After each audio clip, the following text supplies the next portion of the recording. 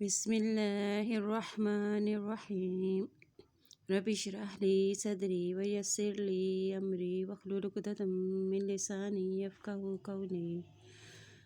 سورۃ البنی اسرائیل آیت نمبر 1 سے۔ سبحان الذی اسری بعبدہ لیلا من المسجد الحرام إلى المسجد الأقصى الذي باركنا حوله لنريه من آياتنا إنه هو السميع البصير۔ پاک ہے وہ ذات جو لے گیا اپنے بندے کو رات کے وقت من المسجد الحرام، مسجد الحرام سے، إلى مسجد الأقصى، مسجد الاقصی کی طرف، الذی وہ جو بارکنا برکت دی ہم نے حولہ اس کے آس پاس کو، لنریہ تاکہ دکھائیں ہم اس کو، من آیاتنا اپنی آیات میں سے، انہ السمیع العلیم بے شک وہ سننے والا اور دیکھنے والا ہے۔ یہ صورت مکی ہے، اسے سورۃ الاسراء بھی کہا جاتا ہے، اس لیے اس میں نبی پاک صلی اللہ علیہ وسلم کے اسراء یعنی رات کو مسجد الاقصی سے لے جانے کا ذکر ہے۔ اسراء کے معنی ہے رات کو لے جانا۔ اس کے آگے لیلاً سے اس لیے ذکر کیا گیا ہے تاکہ رات کی قلت واضح ہو جائے، یعنی رات کے ایک حصے یا تھوڑے سے حصے میں، یعنی 40 راتوں کا یہ دور دراز کا سفر پوری رات میں بھی نہیں بلکہ رات کے ایک قلیل حصے میں طے ہوا۔ اقصی یعنی اس کو دور کو کہتے ہیں۔ بیت المقدس فلسطین میں واقع ہے۔ مکہ سے بیت المقدس تک کا سفر 40 دن کا مسافت کا ہے۔ اس اعتبار سے مسجد الحرام کے مقابلے میں بیت المقدس کو مسجد اقصی یعنی دور کی مسجد کہا گیا ہے۔ بعبدہ نبی یعنی نبی جسم اور روح دونوں سمیت معراج پر گئے۔ بارکنا یعنی فلسطین کی سرزمین۔ اب مسجد الحرام کو حرمت والی جگہ کیوں کہا جاتا ہے؟ کیونکہ یہاں پہ خون بہانا، شکار کرنا اور درخت کاٹنا منع ہے، اور اس زمین کو بابرکت بنایا، یعنی اس کی زمین بابرکت ہے، یہاں رزق، نہریں، انبیاء کا مسکن ہے، اور زرعی زمین کی وجہ سے یہ بابرکت زمین کہلاتی ہے۔ اب اس سے کا کیا مقصد تھا؟ من آیاتنا، تاکہ اپنی نشانیاں دکھائی جائیں، آیات کبریٰ دکھائی جائیں، جس میں ایک معجزہ یہ سفر بھی تھا کہ اتنا لمبا سفر راتوں کے ایک قلیل حصے میں طے ہوا۔ رات کے نبی صلی اللہ علیہ وسلم کو جو معراج ہوئی یعنی آسمان کی طرف لے جایا گیا، وہاں آسمانوں پر انبیاء اکرام سے ملاقات ہوئی۔ سدرۃ المنتہا پر جو عرش کے نیچے 7ویں آسمان پر ہے، اللہ نے وحی کے ذریعے نمازیں اور دیگر چیزیں عطا فرمائیں۔ اس معراج کے 2 حصے میں بتایا گیا ہے۔ اولا حصہ اسراء کہلاتا ہے، جو مسجد الحرام سے مسجد الاقصی کی طرف تک کا سفر کا نام ہے، اس لیے یہاں پہنچنے پہ نبی صلی اللہ علیہ وسلم نے تمام انبیاء اکرام کی امامت فرمائی، اور بیت المقدس سے پھر آسمان کی طرف لے جایا گیا۔ یہ اس سفر کا دوسرا حصہ جسے معراج کہا جاتا ہے۔ معراج سیڑھی کو کہتے ہیں، یہ ہجرت سے قبل کا واقعہ ہے، اور معراج کا مقصد آپ صلی اللہ علیہ وسلم اور آپ کی امت کی بلندی پکڑے، اور آیات سے مراد ہیں وہ نشانیاں ہیں، یعنی مختلف آسمانوں کی سیر کروائی گئی، اتنا لمبا سفر رات کے ایک قلیل حصے میں طے ہوا، اور انبیاء اکرام سے ملاقات ہوئی، 5 نمازوں کا تحفہ ملا، جنت و دوزخ دکھائی گئی، اس بلند مقام تک پہنچایا جہاں جبرائیل علیہ السلام نہیں جا سکتے تھے۔ وَآتَيْنَا مُوسَى الْكِتَابَ وَجَعَلْنَاهُ هُدًى لِبَنِي إِسْرَائِيلَ أَلَّا تَتَّخِذُوا مِن دُونِي وَكِيلًا۔ وَآتَيْنَا دی ہم نے موسیٰ الکتاب، موسیٰ علیہ السلام کو کتاب، وَجَعَلْنَاهُ بنایا ہم نے اس کو ہدًى ہدایت کا ذریعہ، لِبَنِي إِسْرَائِيلَ بنی اسرائیل کے لیے، اللہ تتخذوا کہ نہ تم بناؤ، من دونی میرے سوا، وکیلا کوئی کارساز، ذریۃ من حملنا مع نوح انہ کان عبدا شکورا۔ ذریۃ اولاد ہو، من حملنا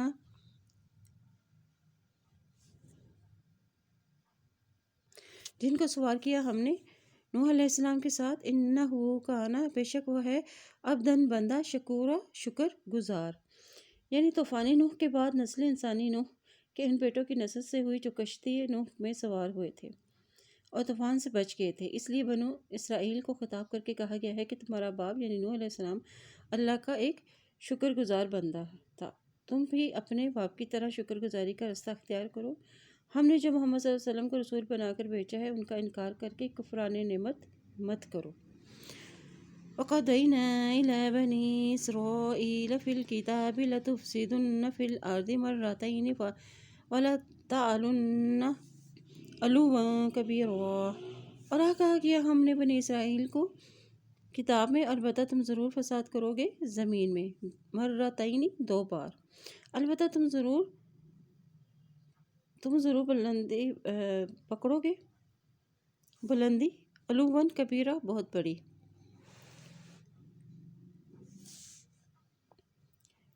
وَلَتَعْلُنَّ یعنی البتہ تم ضرور بلندی پکڑو گے، یعنی کون سی؟ اقتدار اور حکومت کی۔ لَتُفْسِدُنَّ فِي الْأَرْضِ پیغمبروں کو قتل کرتے تھے اور جو دین کی باتیں انہیں بتاتے تھے۔ مرتین 2 بار،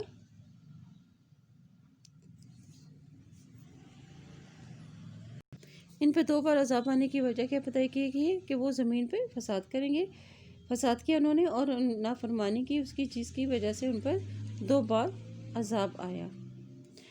فَإِذَا جَاءَ وَعْدُ أُولَاهُمَا بَعَثْنَا عَلَيْكُمْ عِبَادًا لَنَا أُولِي بَأْسٍ شَدِيدٍ فَجَاسُوا خِلَالَ الدِّيَارِ وَكَانَ وَعْدًا مَفْعُولًا۔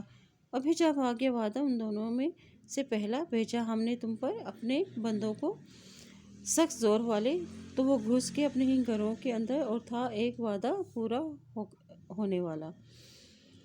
یعنی یہ اشارہ ہے اس ذلت و تباہی کا جو اہل بابل کے فرمانروا نصر کے ہاتھوں ہوئی۔ اس نے بے دریغ یہودیوں کو قتل کیا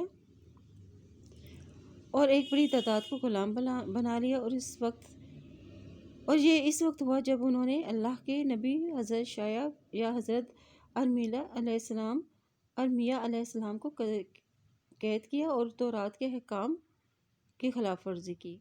اور بعض کہتے ہیں کہ بخت نصیر کی بجائے جالوت کو اللہ نے بطور سزا ان پر مسلط کیا تھا، جس نے ان پر ظلم ستم کے پہاڑ توڑے، حتیٰ کہ طالوت کی قیادت میں حضرت داؤد علیہ السلام نے جالوت کو قتل کر دیا۔ ثم رددنا لكم الكرة عليهم وأمددناكم بأموال وبنين وجعلناكم أكثر نفيرا۔ پھر لوٹائی ہم نے تمہارے لیے ایک مرتبہ واپسی ان پر، اور مدد دی ہم نے تم کو ساتھ مالوں کے اور بیٹوں کے، اور کر دیا ہم نے تم کو بہت زیادہ نفری میں۔ یعنی بخت نصیر یا جالوت کے قتل کے بعد ہم نے تمہیں پھر سے مال و دولت، جاہ و حشمت سے نوازا، جبکہ یہ ساری چیزیں تم سے چھین لی گئی تھیں، اور تمہیں پھر سے جتھے والا اور طاقت والا بنا دیا۔ ثم رددنا لكم الكرة عليهم یعنی ہم نے تم کو غلبہ دے کر تمہارے دن پھیر دیے، یعنی دشمنوں پر غلبہ دے دیا، اقتدار دیا، تمہارے دن پھیر دیے اس طرح، اور تمہیں نعمتیں اور رزق دیا۔ یہ پہلی بار سزا ملنے کے بعد دی گئی تھی نعمتیں۔ ان احسنتم لانفسکم وان اسأتم فلها فاذا جاء وعد الآخرة ليسوءوا وجوهكم وليدخلوا المسجد كما دخلوه أول مرة وليتبروا ما علوا تدبيرا۔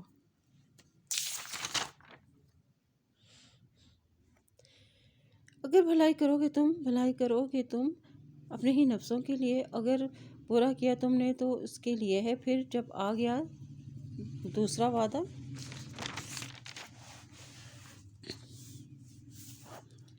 تاکہ بگاڑ دے تمہارے چہروں کو، تاکہ وہ داخل ہو جائے مسجد میں جیسا کہ وہ داخل ہو گئے تھے اس میں پہلی مرتبہ، اور تاکہ تباہ کر دیں جس پر غالب آئیں، تدبیرہ تباہ کرنا۔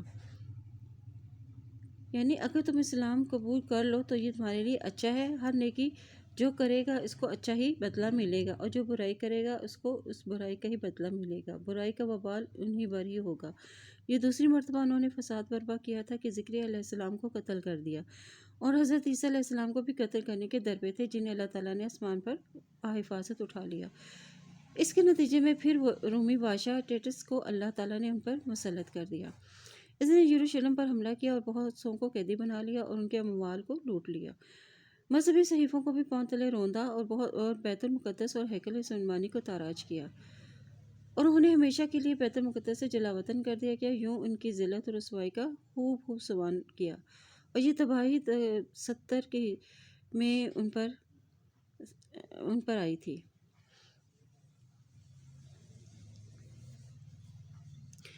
عَسَىٰ رَبُّكُمْ أَن يَرْحَمَكُمْ وَإِنْ عُدْتُمْ عُدْنَا وَجَعَلْنَا جَهَنَّمَ لِلْكَافِرِينَ حَصِيرًا۔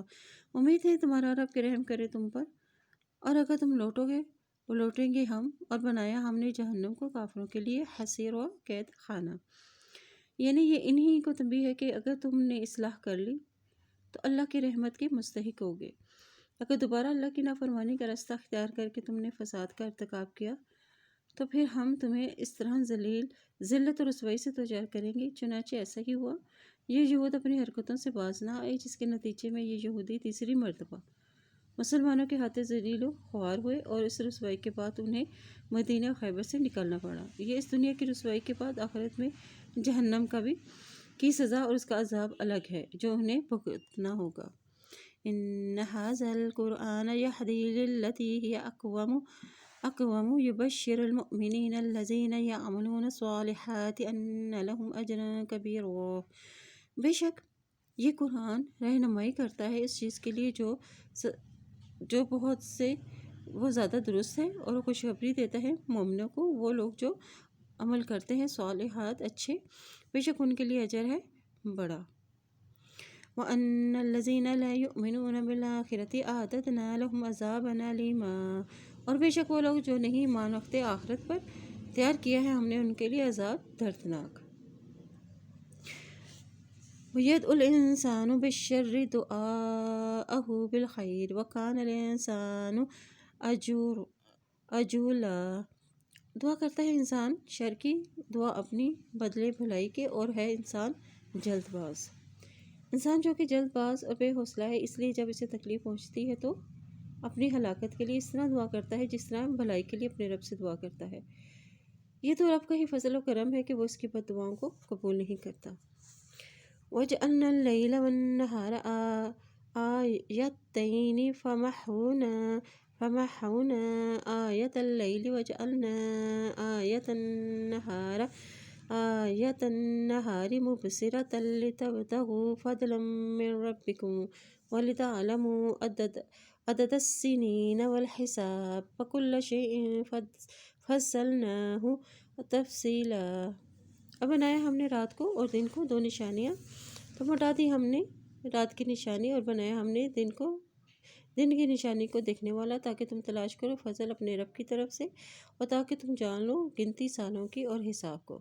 اور ہر چیز کو کھول کر بیان کیا ہے ہم نے، اس کو کھول کر بیان کر دینا۔ یعنی رات کو بے نور یعنی تاریک بنا دیا تاکہ تم اس میں آرام کر سکو، اور تمہارے دن بھر کی تھکاوٹ دور ہو سکے، اور دن کی روشنی بنائے تاکہ تم کسب معاش کے ذریعے تم اپنے رب کا فضل تلاش کرو۔ علاوہ ازیں دن اور رات کا یہ دوسرا فائدہ یہ بھی ہے کہ اس طرح ہفتوں اور مہینوں اور برسوں کا شمار اور اس کا حساب بھی کر سکو۔ انسان کے لیے دین اور دنیا کی ضروری باتیں کھول کر ہم نے بیان کر دی ہیں، تاکہ ان میں سے انسان فائدہ اٹھائے اور اپنی دنیا اور آخرت کی فکر کرے اور اس کے لیے تیاری کرے۔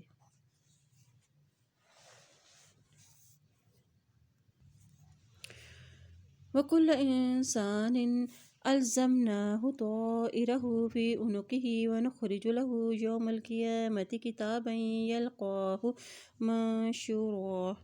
اور ہر انسان لازم کر دیا ہے ہم نے اس کو اس کا شگون اس کی گردن میں، اور ہم نکال لیں گے اس کے لیے قیامت کے دن ایک کتاب، اور پائے گا اس کو نشر کیا ہوا۔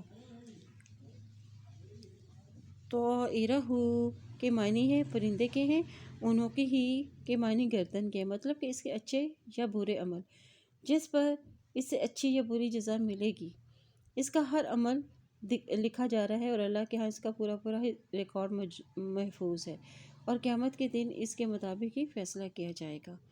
اطوائرہ کے معنی ہے پرندے کے ہیں، اس سے مراد انسان کے عمل ہے۔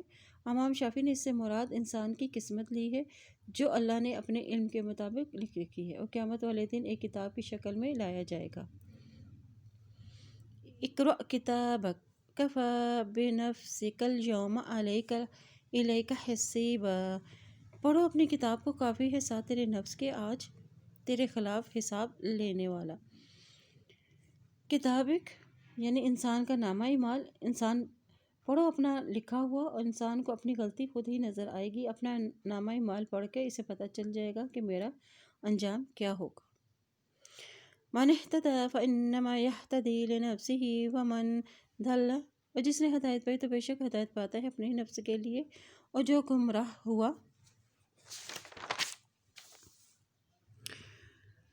فانما یضل علیہا ولا تزر وازرۃ وزر اخری وما کنا معذبین حتی نبعث رسولا، تو بے شک بھٹکتا ہے اپنے ہی اوپر، اور نہ کوئی بوجھ اٹھائے گا کوئی بوجھ اٹھانے والا بوجھ اخری دوسرے کا، اور نہیں ہے ہم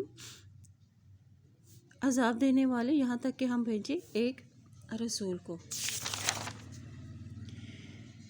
یعنی جو گمراہ ہو گئے انہیں اپنی گمراہی کے بوجھ کے ساتھ ان کے گناہوں کا بھی بوجھ اٹھانا پڑے گا جو ان کی کوششوں سے گمراہ ہوئے ہیں۔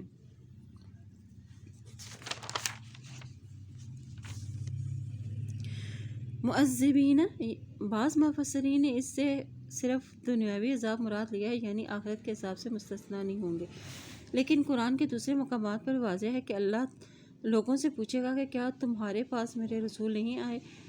زمانہ فطرت یعنی دو نبیوں کے درمیانی زمانے میں فوت ہونے والے لوگوں کا مسئلہ۔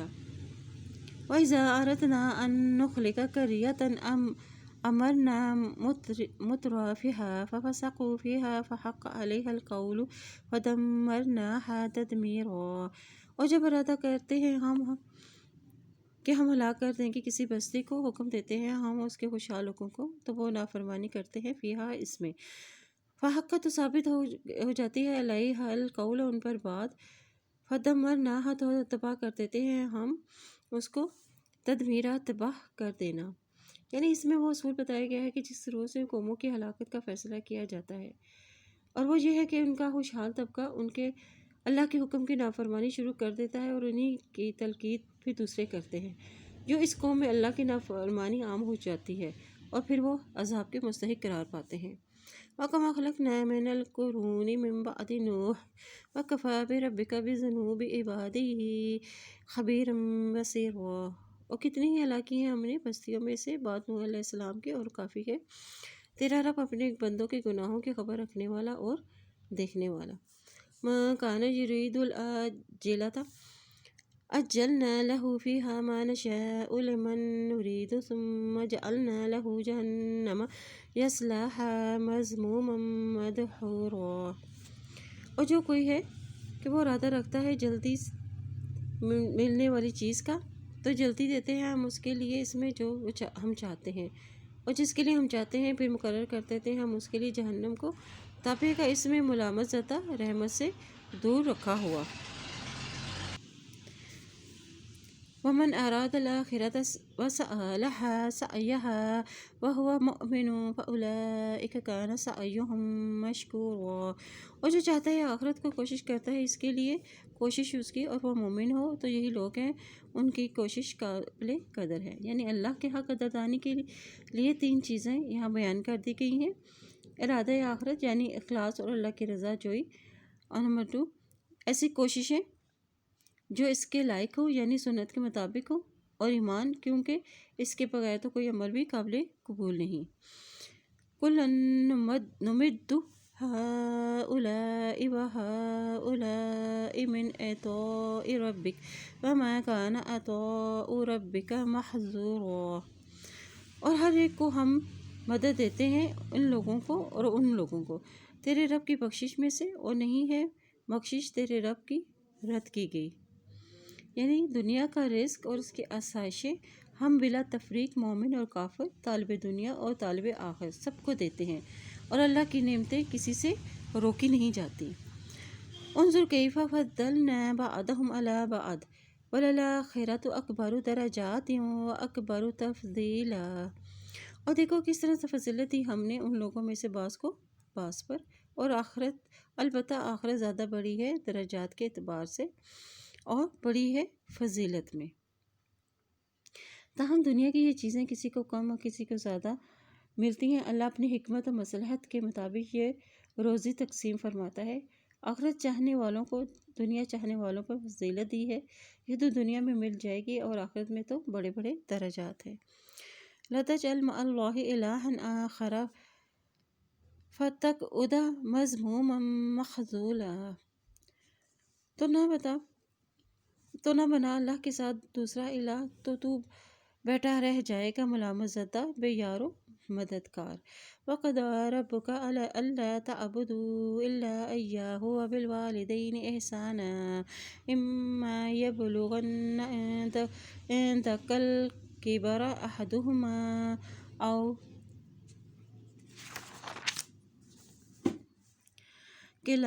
كلاهما فلا تقل لهما اف ولا تنهرهما وقل لهما قولا كريما۔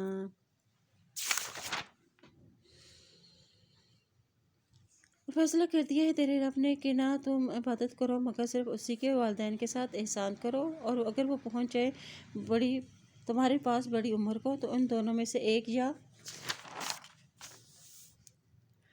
وہ دونوں، تو نہ کہنا ان دونوں کے لیے اف اور نہ جھڑکنا ان کو، اور کہنا ان کے لیے بات عزت والی۔ ابھی ساتھ میں اللہ تعالیٰ نے اپنی عبادت کے بعد دوسرے نمبر پر والدین کے ساتھ حسن سلوک کا حکم دیا ہے، جس سے والدین کی اطاعت اور ان کے ادب و احترام کی اہمیت واضح ہے۔ گویا ربوبیت الہی کے تقاضوں کے ساتھ اطاعت والدین کے تقاضوں کی ادائیگی بھی ضروری ہے۔ والدین بڑھاپے میں کمزور، بے بس اور لاچار ہوتے ہیں، اس لیے انہیں جھڑکنے اور افتہ کہنے سے منع کیا گیا ہے۔ قولاً کریماً سے مراد نرمی والی بات اور احترام والی بات۔ وَاخْفِضْ لَهُمَا جَنَاحَ الذُّلِّ مِنَ الرَّحْمَةِ وَقُلْ رَبِّ ارْحَمْهُمَا كَمَا رَبَّيَانِي صَغِيرًا۔ اور جھکاؤ ان دونوں کے لیے بازو عاجزی کا اور رحمت سے، اور کہو اے میرے رب رحم کیجیے ان دونوں پر جیسا کہ ان دونوں نے مجھے پالا بچپن میں۔ ربکم اعلم بما فی نفوسکم ان تکونوا صالحین فانہ کان للأوابین غفورا۔ وآت ذا القربى حقه والمسکین وابن السبیل ولا تبذر تبذیرا۔ اور دو رشتہ داروں کو ان کا حق، اور مسکینوں کو اور مسافروں کو، اور نہ تو بیجا خرچ کرنا۔ یعنی قرآن کے ان الفاظ سے معلوم ہوتا ہے کہ غریب رشتہ دار، مسکین اور ضرورت مند مسافروں کی امداد کر کے ان پر احسان نہیں جتلانا چاہیے، کیونکہ یہ ان پر احسان نہیں بلکہ مال کا وہ حق ہے جو اللہ نے صاحب مال کے مالوں میں مذکورہ ضرورت مندوں کے لیے لکھ رکھا ہے۔ رشتہ داروں کے حقوق کی ادائیگی اور ان کے ساتھ حسن سلوک کو صلہ رحمی کہا جاتا ہے، جس کی اسلام میں بڑی تاکید کی گئی ہے۔ وَلَا تُبَذِّرْ تَبْذِيرًا، یعنی زمین میں بیج ڈالنا یا پھینکنا، اپنے کاموں پہ خرچ کرنا جو ناجائز ہوں، ایسے مالوں پر مال خرچ کرنا جس طرح زمین میں بیج ڈالتے ہیں، یہ نہیں دیکھا جاتا کہ یہ صحیح جگہ پڑ رہے ہیں، بلکہ کسان بیج ڈالے ہی چلا جاتا ہے۔ اسی طرح تبذر فضول خرچی بھی یہی ہے کہ انسان اپنا مال بیج کی طرح اڑاتا ہی رہتا ہے۔ ان المبذرین کانوا اخوان الشیاطین وکان الشیطان لربہ کفورا۔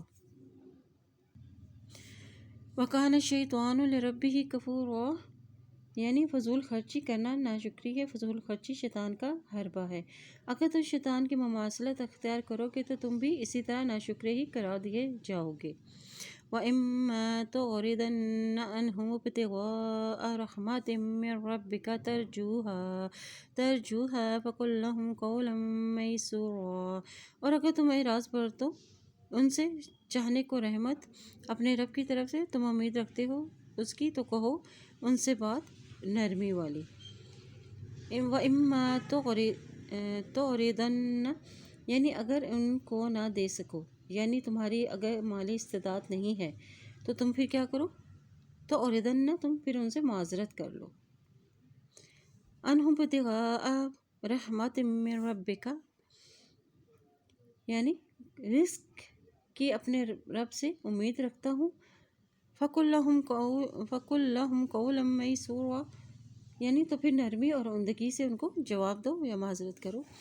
وَلَا تَجْعَلْ يَدَكَ مَغْلُولَةً إِلَىٰ عُنُقِكَ وَلَا تَبْسُطْهَا كُلَّ الْبَسْطِ فَقَدْ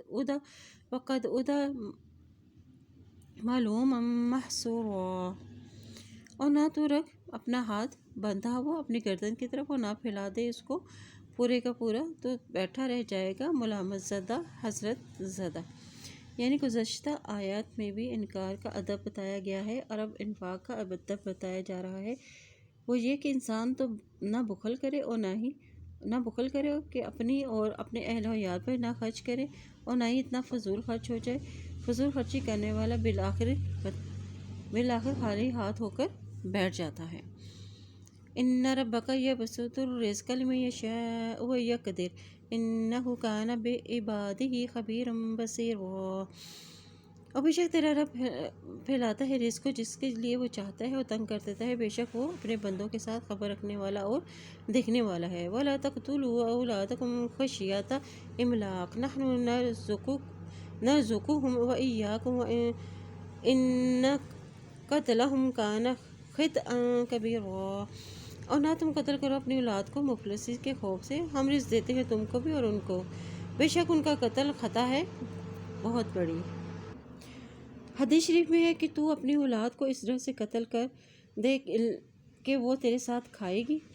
جب رزق کا انتظام اللہ کے ذمہ ہے تو یہ کس کو اختیار ہے کہ وہ اپنی اولاد کو قتل کر ڈالے کہ وہ ان کے ساتھ کھائے گی۔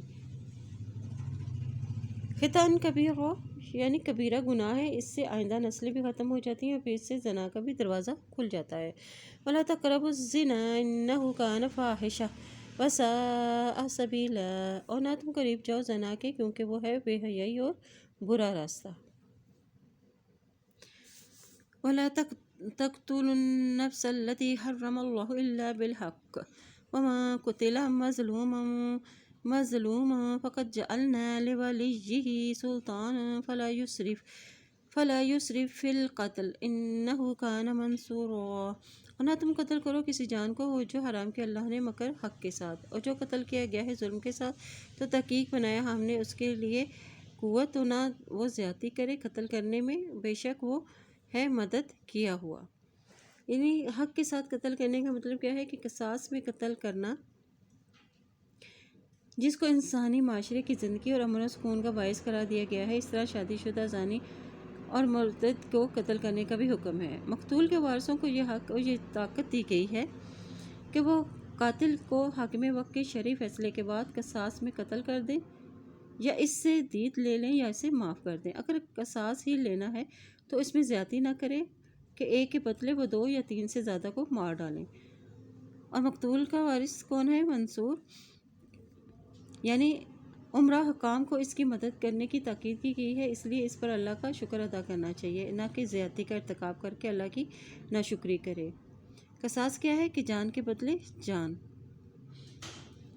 وَلَا تَقْرَبُوا مَالَ الْيَتِيمِ إِلَّا بِالَّتِي هِيَ أَحْسَنُ حَتَّى يَبْلُغَ أَشُدَّهُ وَأَوْفُوا بِالْعَهْدِ إِنَّ الْعَهْدَ كَانَ مَسْئُولًا، اور نہ تم قریب جاؤ یتیم کے مال کے مگر ساتھ اس طریقے کے کہ وہ زیادہ اچھا ہے، یہاں تک کہ وہ پہنچے اپنی جوانی کو، اور پورا کرو عہد کو، بے شک عہد ہے پوچھا جانے والا۔ یعنی اب کسی جان کو ناجائز طریقے سے ضائع کرنے کی ممانعت کے بعد مال کے ضائع کرنے سے بھی روکا جا رہا ہے، اور اس میں سب سے پہلے یتیم کے مال زیادہ اہم ہے، اس لیے فرمایا کہ یتیم کے بالغ ہونے تک اس کے مال کو اچھے طریقے سے استعمال کرو جس میں اس کا فائدہ ہو، یہ نہ ہو کہ بغیر سوچے سمجھے کاروبار میں لگا دو اور پھر خسارے سے 2-4 ہو جاؤ، یا ان کے جوان ہونے سے پہلے ہی اس کو اڑا ڈالو۔ وَأَوْفُوا بِالْعَهْدِ، عہد سے مراد وہ میثاق ہے جو اللہ اس کے بندوں کے درمیان ہے، اور وہ بھی جو انسان ایک دوسرے سے کرتا ہے، اور دونوں قسم کے عہد کو پورا کرنا ضروری ہے۔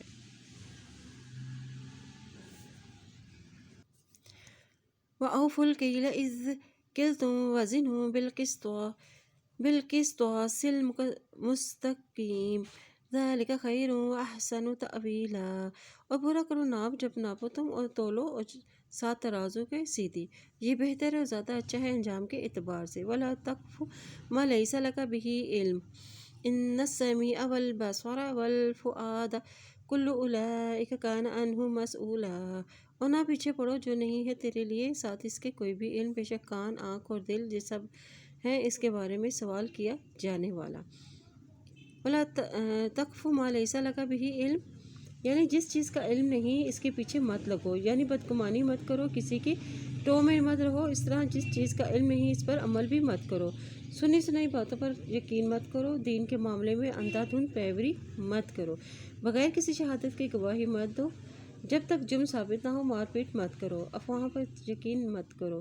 اس کا نتیجہ کیا ہوگا کہ جس چیز کے پیچھے تم پڑو گے اس کے متعلق کان سے بھی سوال کیا جائے گا، آنکھ سے اور دل سے، کیونکہ اس کان سے سوال ہوگا کہ کیا سنا تھا، آنکھ سے سوال کیا جائے گا کہ کیا دیکھا تھا، اور دل سے سوال ہوگا کس نے کیا جانا، کیونکہ یہ تینوں چیزیں علم کا ذریعہ ہیں، یعنی انہی اعضاء کو اللہ تعالیٰ قیامت والے دن گویائی عطا فرمائیں گے اور ان سے پوچھا جائے گا۔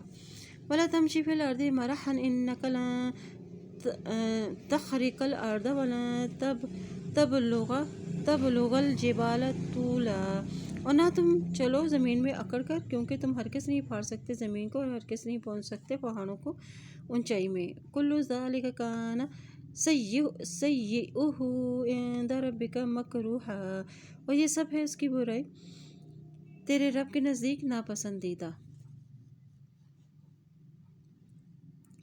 مکروہا یعنی ناپسندہ، تیرے رب کو اچھا نہیں لگتا، یعنی جو معاشرے ان برے اعمال کا شکار ہوگا وہ اللہ کی رحمت کا مستحق نہیں قرار پائیں گے۔ اور اس میں سب سے بڑا برائی کیا بتائی گئی ہے؟ اکڑ کے چلنا، تکبر کرنا، یہ اللہ تعالیٰ کو سخت ناپسند ہے۔ اور قارون کو بھی اسی بنا پر اس کے گھر اور خزانوں سمیت ہی زمین میں دھنسا دیا گیا تھا۔ حدیث شریف میں کہ ایک شخص 2 چادریں پہنے اکڑ کر چل رہا تھا کہ اس کو زمین میں دھنسا دیا گیا اور وہ قیامت تک دھنستا ہی چلا جائے گا۔ ذَلِكَ مِمَّا أَوْحَى إِلَيْكَ رَبُّكَ مِنَ الْحِكْمَةِ وَلَا تَجْعَلْ مَعَ اللَّهِ إِلَٰهًا آخَرَ فَتُلْقَىٰ فِي جَهَنَّمَ مَلُومًا مَدْحُورًا۔ اور یہ اس لیے ہے کہ جو وحی کیا آپ کی طرف تیرے رب نے حکمت سے، اور نہ تو بنا اللہ کے ساتھ کوئی دوسرا الہ، تو ڈالا جائے گا جہنم میں ملامت کیا ہوا اور رحمت سے دور کیا ہوا۔ أَفَأَصْفَاكُمْ رَبُّكُمْ بِالْبَنِينَ وَاتَّخَذَ مِنَ الْمَلَائِكَةِ إِنَاثًا إِنَّكُمْ لَتَقُولُونَ قَوْلًا عَظِيمًا۔ کیا بھلا چن لیا تم کو تمہارے رب نے 7 بیٹوں کے اور بنا لیے فرشتوں میں سے لڑکیاں، یقیناً البتہ تم کہتے ہو بات بہت بڑی۔ وَلَقَدْ صَرَّفْنَا فِي هَٰذَا الْقُرْآنِ لِيَذَّكَّرُوا وَمَا، البتہ تحقیق پھیر کر لائے ہیں ہم اس قرآن میں تاکہ نصیحت پکڑیں، وَمَا، اور نہیں، يَزِيدُهُمْ إِلَّا نُفُورًا، بڑھاتا ان کو مگر نفرت میں۔ یعنی واعظ و نصیحت، دلائل و بیانات، ترغیب و ترہیب، امثال و واقعات، ہر طریقے سے بار بار سمجھایا گیا ہے تاکہ وہ سمجھ سکیں، لیکن وہ کفر و شرک کی تاریکیوں میں اس طرح پھنسے ہوئے ہیں کہ وہ حق کے قریب ہونے کی بجائے اس سے اور دور ہو گئے ہیں، اس لیے وہ سمجھتے ہیں کہ یہ قرآن ایک جادو، کہانت اور شاعری ہے۔ پھر وہ اس قرآن سے کیسے ہدایت پا سکتے ہیں؟ کیونکہ قرآن کی مثال تو ایک بارش کی سی ہے کہ اچھی زمین پر پڑے تو وہ اسے سرسبز و شاداب ہو جاتی ہے، اور اگر وہ بری زمین پر پڑے تو وہ اس کی بدبو میں اضافہ ہو جاتا ہے۔ قرآن نے بار بار مثالیں اس لیے دیں تاکہ لوگ اس سے نصیحت پکڑیں۔ قُل لَّوْ كَانَ مَعَهُ آلِهَةٌ كَمَا يَقُولُونَ إِذًا لَّابْتَغَوْا إِلَىٰ ذِي الْعَرْشِ سَبِيلًا۔ اور کہہ دیجئے کہ ہوتے ان کے ساتھ کچھ اور اللہ جیسا کہ وہ کہتے ہیں، تب البتہ وہ تلاش کرتے طرف عرش والوں کے راستہ۔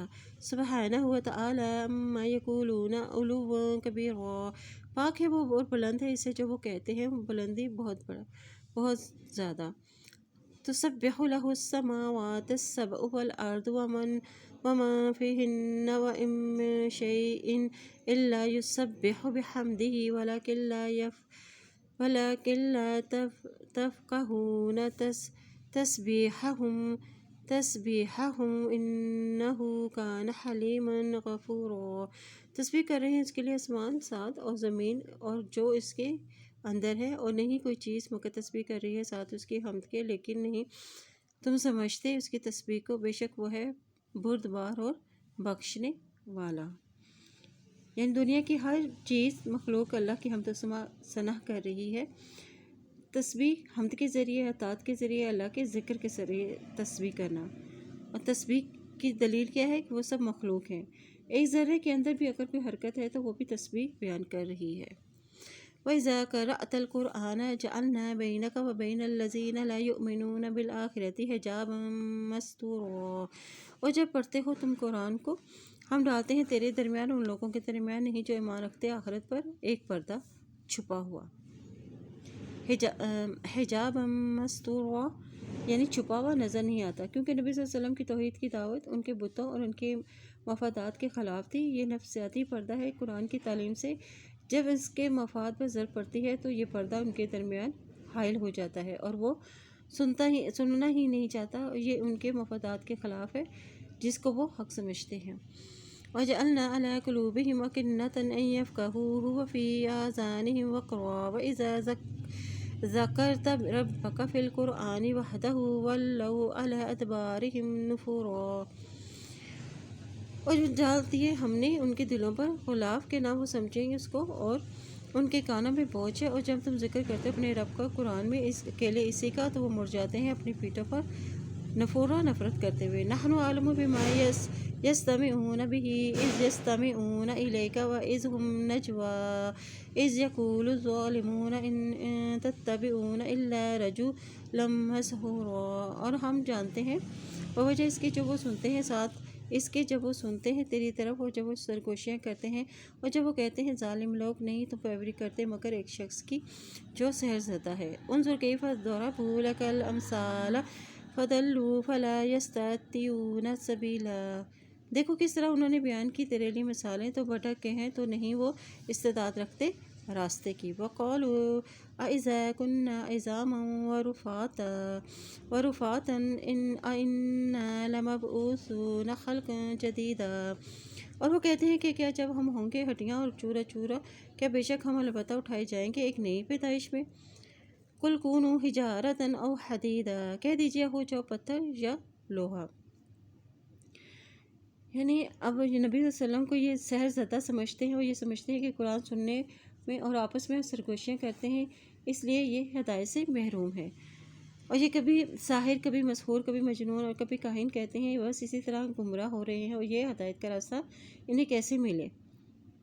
پھر ایک ہے کہ جو مٹی اور ہڈیاں سے زیادہ بھی سخت چیز ہے، جس میں اللہ کے آثار بھی پیدا کرنا بہت مشکل ہے۔ ہو جاؤ او یا